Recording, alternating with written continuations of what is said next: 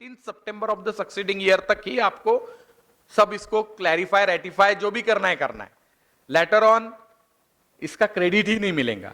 Means 30 सितंबर या annual return जो कि 31 दिसंबर विच एवर इज अर्लियर के पहले आपको ये मिसमैचेस क्लियर करने हैं।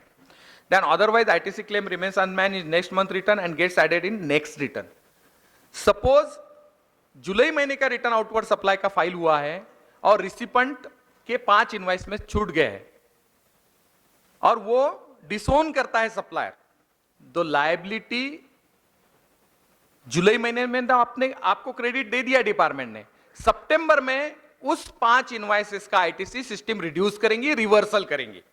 Then recipient has to pay the tax along with the interest from July to सितंबर।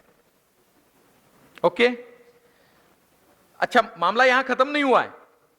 आपको सितंबर में तो हम आपसे टैक्स भी भरवाएंगे, आपसे इंटरेस्ट भी मांगेंगे, वो भी जमा होगा, लेकिन समझ लीजिए कि इन द मंथ ऑफ दिसंबर वो सप्लायर को लगता है कि नहीं यार मैंने बहुत जाती की है टैक्सेशन डिपार्टमेंट के जैसी और अब ये गलती हो चुकी है। अगर इन द मंथ ऑफ दिसंबर वो 5 इनवॉइस वो लोड करता है, ओके, तो उस 5 इनवॉइसेस का जो इनपुट टैक्स क्रेडिट है उस सप्लायर ने tax along with the interest from July to December pay किया है।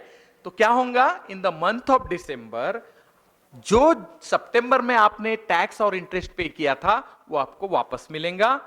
आईटीसी लेजर में क्रेडिट होगा और इंटरेस्ट आपके कैश लेजर में क्रेडिट होगा। ओके, हम हमारी जेब में नहीं रखेंगे।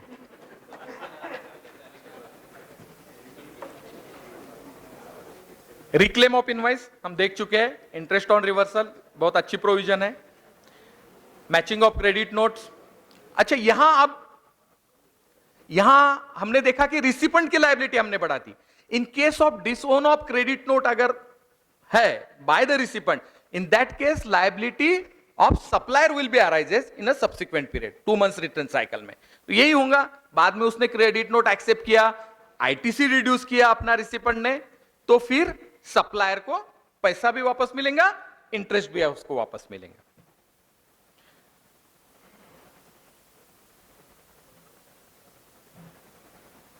वैलिड रिटर्न ऑलरेडी देख चुके हैं। Correction return, there is no provision of revise return. जो भी अमेंड करना है सब्सिक्वेंट पीरियड में कभी भी करिए, लेकिन 30 सितंबर के पहले या एनुअल रिटर्न के पहले। All changes through amendment in subsequent return, if an invoice has been left out GSTR 1 GSTR 2 सितंबर तक आप अपलोड कर सकते हैं। Post transaction changes to be done through debit note और क्रेडिट नोट। B2C सप्लाईज है तो सब्सिक्वेंट रिटर्न में आपको जो भी करेक्शन अमेंडमेंट क्लैरिफिकेशन करने हैं without revising the return subsequent return में कर सकते हैं सितंबर के पहले। मींस 21 अक्टूबर तक 20 अक्टूबर तक आप जो भी 17-18 का ट्रांजैक्शन आप अगर 1 जुलाई से जीएसटी आता है तो 17-18 फाइनेंशियल ईयर के लिए जो भी करेक्शंस करने हैं वो आपको 30 सितंबर या 31 दिसंबर विच एवर इज अर्लियर के पहले करने। ई कॉम ऑपरेटर का हमने देख लिया। There is a provision of annual return GSTR 9, it again mandatory as far as normal dealer or compounding dealer is concerned. Annual summary of all transaction in GSTR 9, accounts to be certified by chartered accountant if turnover more than 2 crores। मैंने शायद ये अभी नहीं है कि turnover की limit क्या है, क्योंकि मैंने जब पढ़ा ये रूल रिटर्न के रूल्स तो उसमें टर्नओवर कहीं दिखा नहीं मुझे। Then personal details of expenditure, details of income, everything should be mentioned in annual return. Then account of taxes payable and paid, arrears। अच्छा, एनुअल रिटर्न में arrears of taxes अगर एडजुडिकेटिंग एरियर्स भी है या पुराने किसी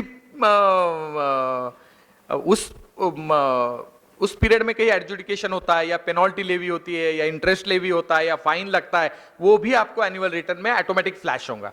ये भी एनुअल रिटर्न जो है ना ये मोस्टली ऑटो पॉपुलेट रहेगा, क्योंकि हमारे पास आपका जीएसटीआर 1 है, 2 है, 3 है, तो सब समरी करके हम ही आपको दे देंगे। Profit and loss, reconciliation statement, then not to be filed by ISD, TDS deductor, casual tax payer, non resident tax payer के लिए नहीं है।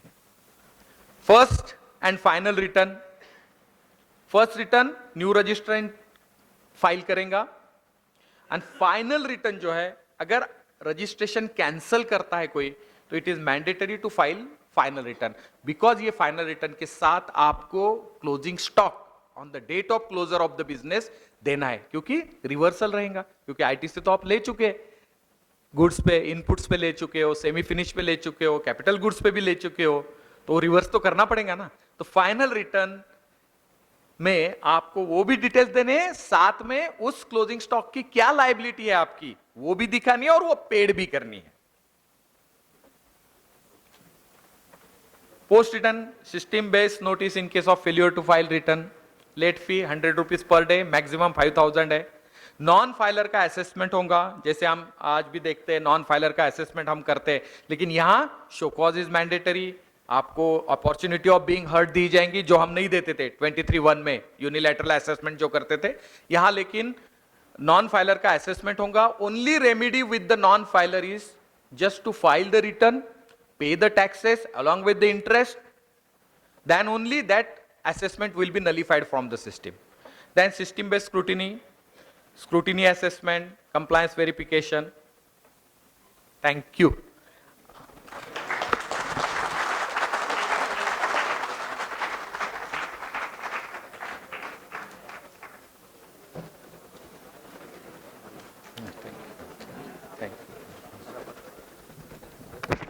I would request respected Shri Ashokji Janak to please join us for the question and answer sessions. Friends, the way the Deputy Commissioner of Sales Tax was presenting the GST law, it was appearing that it was not a Deputy Commissioner of Sales Tax who is presenting, but it was someone who is marketing the GST law very well. It was a very nice presentation, sir.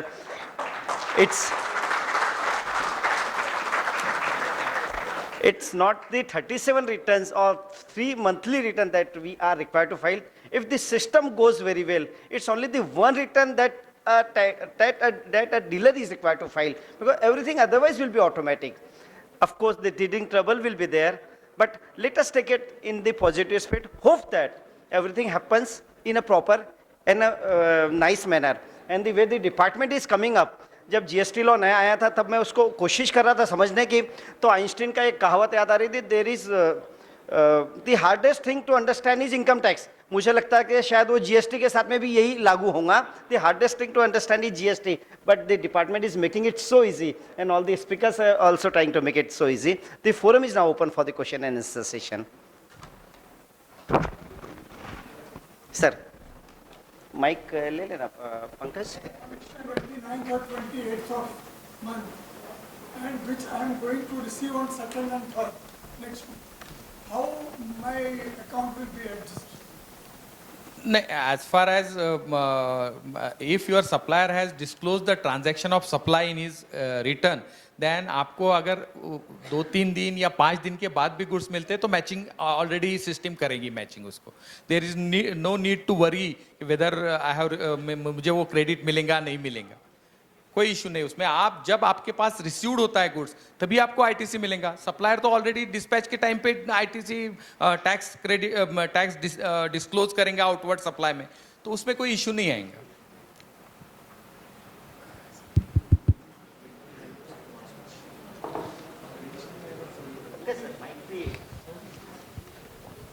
Those who have a question can raise the hands. Actually, we will just move the mic. मैंने जो return file किया है वो return के अंदर में आपका जो आपसे रिलेटेड जो भी सेल इनवाइस दिखाया है वो आउटस्टैंडिंग मिसमैच में फ्लैश होगा उस महीने में मार्च में, और जब आप अप्रैल के अंदर में आपका लोड करेंगे आपकी इनवर्ड सप्लाई उसके साथ वो मैच होकर अल्टीमेटली आपको अप्रैल में उसका क्रेडिट मिलेगा। माय क्वेश्चन इज टू लाहने सर कि जैसे अभी कोई पेमेंट करते हैं टैक्स का अपन, तो उसमें जो कभी कभी अभी सैप में मैं सिस्टम देख रहा हूँ कि नॉट क्लियर बाय आरबीआई, तो ऐसा कुछ अगर इन फ्यूचर जीएसटी में आता है और किसी का मतलब वो ऐसी सिचुएशन आती है और वो अगर टैक्स नहीं भर पाता है और उसका रिटर्न इनवैलिड हो जाता है, तो इसके लिए कोई प्रोविजन है क्या हमारे पास में? अब यार ये कम्प्लीटली टेक्नो ड्रिवन है, तो वो जीएसटी ने उसका पूरा ध्यान रखा है कि focal point, focal branch, then integration with the banking system वो ऑलरेडी हो चुका है। और ये बीटा वर्जन में हमने देखा है कि बहुत सारे पेमेंट्स भी स्मूथली हुए हैं, मीन्स विदाउट एनी ट्रबल। अभी क्योंकि वैट रजिस्ट्रेशन में एक दो चांसेस आए उसमें, तो इसलिए जस्ट यार भाई मैं ऑलरेडी कैंडिडेटली एक्सेप्ट कर चुका हूँ कि ये सैप की थैंक यू। सर एक रिटर्न क्वेश्चन एक और आया है लाने सर के लिए, बिजनेस टू कंज्यूमर सेल के लिए, how to decide if Haldiram sale sweets to industry on the eve of Diwali और festival? it is not a B2C supply, it is a B2B supply, na? But then, Haldiram is holding the registration. yeah. Then it is a the industry is buying the goods then. industry is holding the registration. Then it is a B2B supply. अच्छा Yeah. नहीं but cash में वो issue हो जाता है। but in case of transaction Therefore, what is required is that when you purchase such kind of a goods, please give your number to the supplier, and supplier insist him that he should issue you a tax invoice. Unless he issue you a tax invoice, you can't get a credit of it. Yes, Hello. Rakesh ji. Sir जो opening balances है जो which is lying in our PLA और in our RG23AC, तो उसका क्या treatment रहेगा? We will have this session next, that is input tax and transitional provision. Yes. That we will consider. Yeah. Next question. Sir अपने ये जो returns की जो डेट है, मुझे लगता है बहुत ही कम दिन का ये दिया हुआ है उसमें प्रोविजन, यानी 10 तारीख फॉर आउटवर्ड सेल, द 15 तारीख for purchases and the final return is on 20 only. Normally सारे लोग एकदम फिर जाते हैं तो कंप्यूटर का हैंगअप हो जाना, सिस्टम का सपोर्ट नहीं मिलना, ये तो अगदी बिल्कुल होने वाला है। और ऊपर से आपका जो due date of payment of sales tax will be I think 21st only, no, of the next month. So I think this will be very crucial and very hard to submit the return well within the time by everybody. So, what is the solution for that? 10 और 15 की राह क्यों देख रहे हैं, यही मेरे समझ में नहीं आ रहा। नहीं, मेरे को ये बताओ। आउटवर्ड सप्लाई तो रोज के रोज भी आप चढ़ा सकते हैं, वन गो में आपको चढ़ाना है बाद में, तो इसलिए ऐसा ये नहीं है। GSTR 1-2 तो आपका डेफिनेटली सिस्टम, यानी कोई दिन का स्टेप बाय स्टेप भी हम लोग कर सकते हैं। 1 तारीख को भी अपलोड कर सकते हैं, 2 को भी कर सकते हैं, अगेन एंड 3 अगेन को वी भी कैन कर डू इट, सकते हैं। Every day we can do. Invoices आपको रोज के रोज भी चढ़ाने हैं पोर्टल पे जाके, इसलिए मुझे नहीं लगता कोई दिक्कत आएंगी। इट विल बी सबमिटेड, यानी Yeah. तो it will be submitted and accepted by the system. Yes, नहीं सबमिट नहीं होगा, प्रिपेयर होगा। सबमिट तो आपको 1 से लेके 10 के दरम्यान करना है GSTR 1, देन 10 से 15 के दरम्यान GSTR 2 अपलोड करना है, और 20 को आपका फाइनल रिटर्न जाएगा। प्रिपरेशन तो आप डे टू डे कर सकते हैं उसकी, मीन्स लास्ट टाइम जो रश रहता है वो नहीं आएगा। फिर भी मालूम नहीं अब क्या होता है। Yeah. Let me give Sir, you an information. Sir. Most of the sir मैं सर्विस प्रोवाइड कर रहा हूँ। Most of the software prepare have already prepared their accounting software in such a manner that from those accounting software itself, your outward supplies and inward supplies returns can be prepared straightway. Only thing which I wanted to say you that you will have to acquire those software which are legal software. If you are going to get a pirated software, possibly you would face all the problems in time. Sir मैं service provide कर रहा हूँ और current month में मुझे advance मिला है और उस एडवांस के ऊपर मुझे टैक्स पे करना है, लेकिन उस सर्विसेज के लिए मैं इसी मंथ में बिलिंग भी करने वाला हूँ, तो मुझे एडवांस पे टैक्स करना ज़रूरी है। एक ही महीने में आएगा तो ऑटोमेटिकली नील हो जाएगा ना। ऑटोमेटिकली अगर महीना चेंज होता है तो इशू चेंज होएगा, अदरवाइज तो वही महीने के अंदर में आ गया तो आपको एडवांस का पेमेंट आएगा ही नहीं। हाँ, अगर एडवांस आप पार्शियल एडवांस कर रहे हैं, समझ लीजिए आपको 10 लाख का एडवांस मिला है और आपने सर्विस जो प्रोवाइड की है उसके अंदर में आपने 20 लाख की सर्विस प्रोवाइड की है और उसमें 5 लाख का ही आपने एडवांस एडजस्ट किया है, तो नेचुरली आपका 5 लाख जो है उसके ऊपर भी आपको एडिशनल टैक्स भरना है। Sir, we are supplier of service as well as goods. So have you to maintain the separate invoice books? We are supplier of goods as well as services. So we have to have the same this sequential thing. Invoice formats. Invoice or Yeah. separate. नहीं, you can keep 2 separate on that. You can keep 2 separate series. आप एक में भी रख सकते हैं, but you can also keep two separate series. आपका service का अलग सीरीज रहेगा, but that needs to be continuous. That is the more important part. Sir, one question from the last part. Amok. Hello sir, अभी आपने वो MM के बारे में बताया. इतनी सारी डिटेल्स हमको कैप्चर करना है और इतना सारा डिटेल्स हमको देना है, तो इसके कुछ फॉर्मेट्स है क्या? मतलब जो पेमेंट्स के ऊपर हमको क्या कैप्चर करना है डेटा, या जो अपलोड करना है इतने सारे जो है ना ड्राफ्ट फॉर्मेट्स जो है ना डिपार्टमेंट के, जैसे क्या जो मैंने आपको बताया वो तो एक्ट के अंदर दिया हुआ ही है. ड्राफ्ट फॉर्मेट्स भी है. मैंने कहा ना कि जो मेरा प्रेजेंटेशन है वो प्रेजेंटेशन भी आया अपने साइट पर अपलोड कर देगा, तो एक आपको एक आइडिया लग जाएगा that this is the way in which it is going but to. Government की तरफ से कुछ वैलिड फॉर्मेट्स है क्या इस चीज़ के? जैसे इनवॉइसेस के हो गए या पेमेंट्स रिसिप्ट के हो गए, पेमेंट के हो गए, तो इसके कुछ वैलिड फॉर्मेट्स है क्या? क्योंकि हमको जीएसटी के अलावा और काफ़ी सारी इन्फॉर्मेशन जैसे आपने बताया वो कैप्चर करना है, पेमेंट के लिए भी और रिसिप्ट के लिए भी, तो इसके कुछ वैलिड फॉर्मेट्स होंगे तो. नहीं, आपको बहुत ज़्यादा इन्फॉर्मेशन, ऐसे अलग से कोई एक्स्ट्रा इन्फॉर्मेशन नहीं है. आपके लिए क्या क्या इन्फॉर्मेशन है? सिंपल है कि आपको सामने वाले व्यक्ति का नंबर चाहिए, आपको उसका नाम एड्रेस आपके पास रहेगा, Right. क्या गुड्स है, क्या सर्विसेज है, उसका क्या HSN कोड है या उसका क्या अकाउंटिंग कोड है. बेसिक आपको इतनी ही इन्फॉर्मेशन लेनी है.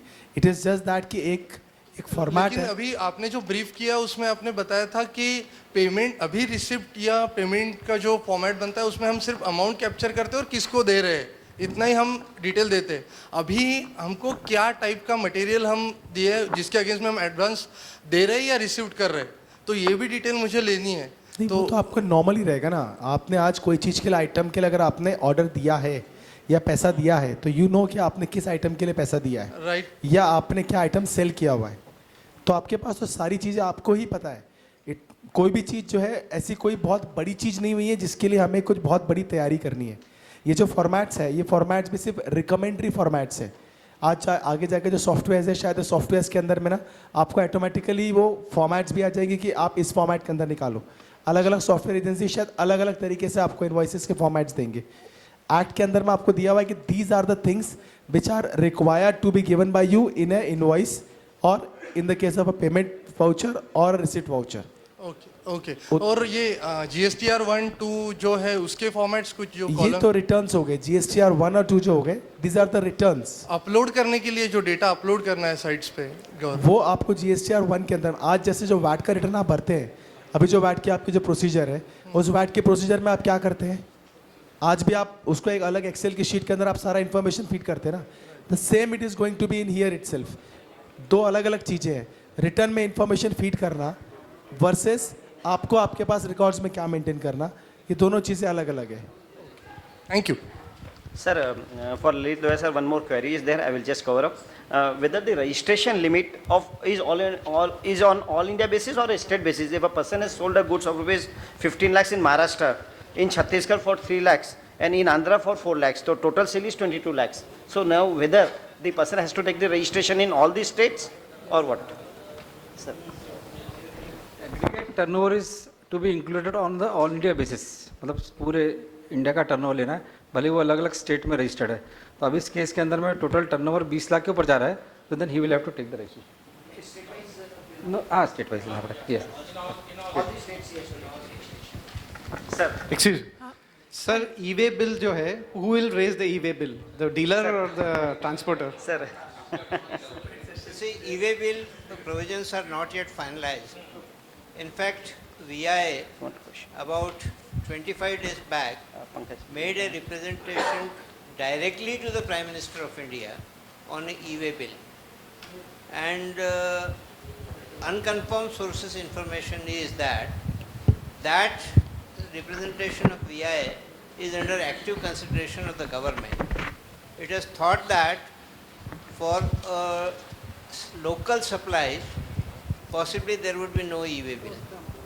And for interstate supplies, there would be e-way bill, while the limit which is there presently 50 lakhs rupees will be enhanced to maybe 2.5 or 5 lakhs rupees. This is one information which I thought that I should share, but this is unconfirmed information. The information which we have received from its own sources after making this representation directly to the Prime Minister of the country. So where the e-way bill is concerned, E-way bill is required to be prepared by the supplier. It is required to be accepted by the receiver, and it is also required to be prepared by the transporter. All three are required to prepare it. And we will have that chapter in time to come. Sir जैसे cooperative societies होती हैं, अगर cell उन cooperative societies को है वो they are unregistered, तो और उसमें फिर कोई सेल की लिमिट है कि 20 लाख या 25 लाख या 2 लाख या और फिर टैक्स इनवॉइस में फिर उनका तो कोई जीएसटी नंबर तो आएगा नहीं। पर्सन के डेफिनेशन में ऑलरेडी कवर हो चुकी है कोऑपरेटिव सोसाइटी, उनकी भी अगर थ्रेशोल्ड 20 लाख के ऊपर जाती है तो they have to take the registration. अच्छा, तो या फिर मतलब सिंगल इनवॉइस जो है वो 20 लाख के ऊपर नहीं जा सकता। हेलो सर, एक इशू ऐसा है सर कि हम लोग और वी कमर्शियल को सेल करते समय हम लोगों ने इनवॉइसिंग आज के डेट में किया है, लेकिन वी कमर्शियल हमारे से मटेरियल 2 महीने के बाद उठाता है। तो अभी जीएसटी के सिचुएशन में हम लोगों को टैक्स का पेमेंट जो है वो कब करना पड़ेगा? Time of supply. अच्छा, और एक इशू है सर कि जो यूआरडी के अगेंस्ट में जो मुझे टैक्स पेमेंट करना है तो उसका क्रेडिट मुझे मिलेगा कि नहीं मिलेगा? मिलेगा। हाँ? और हम लोगों के 4 यूनिट्स है सर अलग अलग, तो अभी जब इनवॉइसिंग की सीरियल नंबर की बात जैसे सर ने बोली थी, तो उस केस में हम लोगों को सीरियल नंबर चारों भी यूनिट का सेम रखना पड़ेगा या फिर अलग अलग यूनिट का अलग अलग सीरियल नंबर हम रख सकते हैं? अलग अलग भी रख सकते, कोई इशू नहीं। अच्छा, कोई इशू नहीं है, आपको आउटवर्ड सप्लाई में केवल वो सब दिखाना है। अच्छा सर, थैंक यू। बट वो एक नहीं होना चाहिए, इनवाइस की सीरीज अगर डिफरेंट रहे तो ज्यादा बेटर है, क्योंकि मैचिंग के टाइम पे सिस्टम को क्या लॉजिक दिया जाता है ये पता नहीं। सही है, थैंक यू सर। सर ये क्रेडिट नोट जो है वो आउटवर्ड सप्लाई में कंसीडर करना है या inward supply? Credit note outward supply में कंसीडर करना है या इनवर्ड सप्लाई में? जो डिफेक्टिव गुड्स रिटर्न आते हैं कस्टमर के तरफ से, तो उसको आउटवर्ड सप्लाई में डिक्लेयर करना है या इनवर्ड सप्लाई? नहीं, आपके पास जो फॉर्मेट रहेगा ना फॉर्म का, उसके अंदर फॉर्म के अंदर फॉर्मेट दिया ही रहेगा, separate column there would be format जिसके अंदर रहेगा कि आपको सिलेक्ट करना रहेगा as to what is that आपका जो है वेदर दैट्स एन इनवॉइस और पेमेंट इनवॉइस, क्योंकि जैसे मैंने आपको लगा कि आपको पेमेंट के ऊपर में भी आपको टैक्स पे करना है, तो वो भी आपके लिए एक इंपॉर्टेंट मायने रहेगा। ओके। और सर जो कंसाइनमेंट परचेस होता है, मतलब कई बार होता है कि जो सप्लायर होता है, सप्लायर कंसाइनमेंट परचेस देता है, मतलब मेरे पास स्टॉक रख देता है, जब मैं सेल करता हूँ उस समय मैं उसका पेमेंट करता हूँ, तो ये जीएसटी में कैसे हैंडल होगा? जब आप आपके कंसाइनी एजेंट को भेजोगे, हाँ, तो उस समय आप आईजीएसटी या एसजीएसटी या सीजीएसटी जो भी भेजना है भरना पड़ेगा, और जब कंसाइनी एजेंट आपका भरेगा तो वो फिर से आईजीएसटी, सीजीएसटी या एसजीएसटी भरेगा और आपको जो उसने दिया है उसका क्रेडिट मिलेगा। It will be consider as purely, सादे भाषा में, sale and purchase transaction between the supplier and consignor.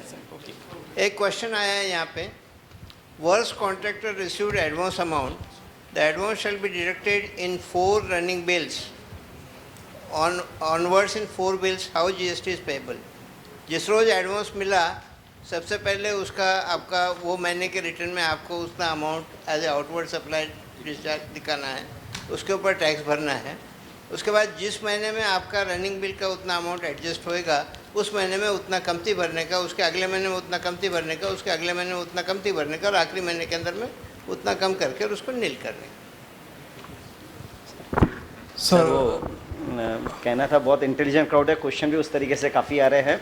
एक क्वेश्चन था लाने सर के लिए, how to report the good return और price difference in GST 1, 2, 3? In case of post supply transaction it should be by way of credit note. Goods return अगर आता है आपका, यस सर, 2 पॉसिबिलिटीज है उसमें, आप अगर उसको सप्लाई ट्रीट करेंगे आपका रिसिपेंट तो ज़्यादा बेटर है, अगर नहीं करता है तो गुड्स रिटर्न आता है तो by way of credit note ही आपको उसका डिडक्शन मिलेगा।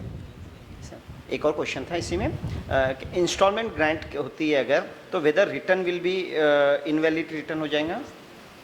नहीं, उस केस में अगर there is a provision of granting the instalment by the proper officer, अगर उसमें होती है तो उस सिस्टम उसको इनवैलिड रिटर्न नहीं ट्रीट करेंगी, उसको फ्लैग नहीं करेंगे invalid return, because instalment will be granted by the department ना।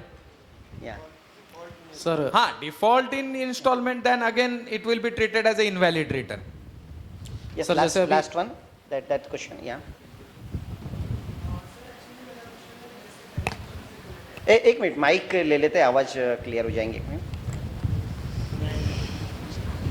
सर मेरा एक जीएसटी कैलकुलेशन से रिलेटेड एक इशू था। जैसे अभी हम महाराष्ट्र में हैं तो फ्रेट के अगेंस्ट भी हम वैट चार्ज करते हैं और सीएसटी में नहीं करते हैं, तो जीएसटी में क्या सिनेरियो रहेगा उसका? फ्रेट पे भी जीएसटी लगेगा या फिर सिर्फ बेसिक वैल्यू पे? फ्रेट पे भी लगेगा। और उसका सर चार्जेस का जो रेट ऑफ टैक्स रहेगा वो सर्विसेज के हिसाब से रहेगा या फिर मेरे प्रोडक्ट की कमोडिटी के हिसाब से?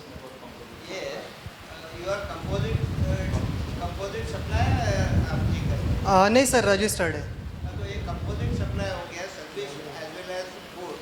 तो जो हायर वैल्यू जिसकी है, हायर प्रिंसिपल सप्लाई गुड्स है, गुड्स का जो रेट है वही लगेगा। Okay sir. सर जैसे मेरा अभी आज मैंने देखा कि मेरा कमोडिटी जो है वो 18% के अगेंस्ट आता, तो मेरा सर्विस टैक्स भी 18% से ही लगेगा जीटीएस सर्विसेज के ऊपर, फॉरवर्डिंग चार्जेस के ऊपर? Okay, thank you sir. Sir yes, जैसे अभी आपने बोला एडवांस अगर मुझे मिलता है और वो कुछ पीरियड में डिडक्ट होता है, 2-3 महीने के इंस्टॉलमेंट में डिडक्ट होता है, अभी बताया ना जवाब उसका। तो इसमें जब मैं रिटर्न फाइल करूँगा मेरे आरए बिल में से वो एडवांस डिडक्ट हो गया, तो मेरा टैक्सेबल वैल्यू कंसर्न पार्टी के साथ मैच होगा या मेरा बिल वैल्यू मैच होगा? क्योंकि टैक्सेबल अमाउंट तो मेरा एडवांस डिडक्ट करने के बाद आएगा। आपने जिस महीने में एडवांस आया उस महीने में आपकी लाइबिलिटी टू पे टैक्स हुई, सप्लायर को उस महीने में क्रेडिट नहीं मिलेगा। सप्लायर को क्रेडिट जब मिलेगा आपकी गुड्स वहाँ पहुँचेगी, तो आप जब आपका अगला बिल एक्चुअल में फर्स्ट रनिंग बिल बनाओगे, टोटल वैल्यू से 25 लाख रुपए लेस एडवांस 5 लाख रुपए 20 लाख रुपए उससे लेना बताओगे, वो जब बिल वहाँ पे जाएगा तो वो सामने वाला अकाउंट फॉर 25 लाख का करेगा, उसको उसके हिसाब से 25 लाख का क्रेडिट मिलेगा क्योंकि आपने एडवांस के अंदर पहले भर दिया है। तो ये एडवांस मैं अगले फाइनेंशियल ईयर तक लेके जा सकता हूँ? चल सकता है ना, वैसे ही चलेगा, वैसे ही चलेगा। बिल से ही आपके एडवांस रिसीप्ट माइनस होगा। हाँ बराबर, आपके as a supplier, as a purchaser को तो पूरा बिल क्रेडिट करना पड़ेगा। टैक्स 20 लाख को लगेगा ना, 5 लाख आपने एडजस्ट कर दिया है ना, भर दिया है ना।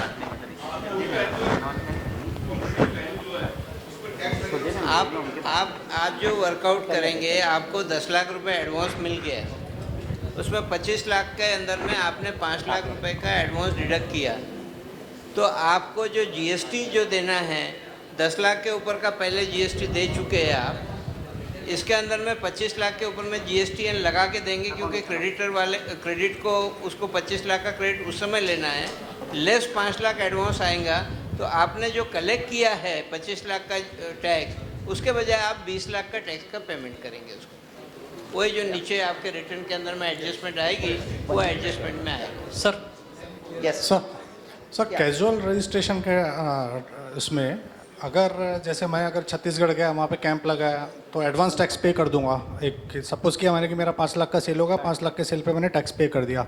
सपोज़ वहाँ पे 2 ही लाख हुआ मेरा, तो 3 लाख पे जो मैंने एक्सेस टैक्स पे किया वो मेरे को रिफंड मिलेगा।